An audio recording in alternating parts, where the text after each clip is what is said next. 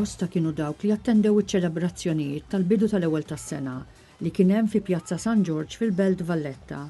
Dan hekk kif huwa stmat li madwar 70,000 persuna attendew għal dawn iċ-ċelebrazzjonijiet fil-Belt Kapitali.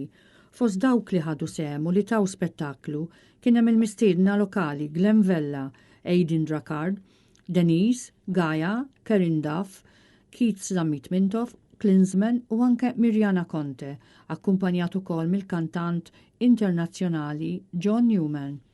Dan hekk kif dawk preżenti setgħu jesperjenzaw wirja tal-lob tan-nar fuq il-porti kbir u projections tad-dawl biex bekk ċertament li għal dawk preżenti kienet serata memorabbli biex jilqgħu is-sena 2026.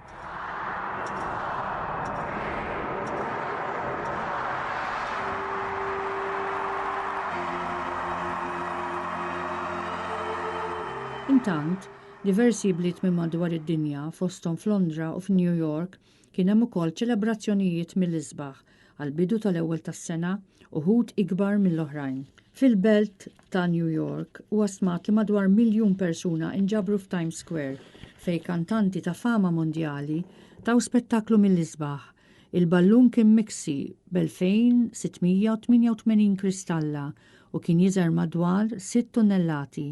Fost l-aqwa talent preżenti kien hemm Diana Ross, Robin u James McCarthy.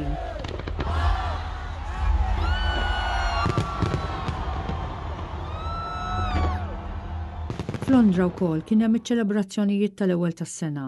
Bl-eluf kbar ta' nies jerħula lejn din il-belt kapitali fejn kien hemm l-ispettaklu tal-lob tan-nar b'iktar minn 12,000 murtal fuq ix-xmara Thames. Kien hemm ukoll ċelebrazzjonijiet mill-isbaħ fit-triq il-Prinċipessa f'Edinburgh fejn dawk preżenti għal dan l-street party setgħu jgawdu l-ispettaklu tan-nar fuq il-Kastell ta' Edinburgh. Tradizzjoni interessanti fil-Brażil għal waqt iċ-ċelebrazzjonijiet tal-ewwel tas-sena hija li bosta huma dawk li jilbsu l-abjad. Dawk li huma spiritwali jagħtu wkoll bukkett tal-fjuri lir-Reġina tal-Baħar bħala ringrazzjament tas-sena li tkun għadha kemm ġiet fit-tmiema. Dan fil-waqt li l-ogħla binja fid-dinja, il-Burj Khalifa f'Dubai offra spettaklu tal-lob tan-nar, mużika u anke lob bl-ilma.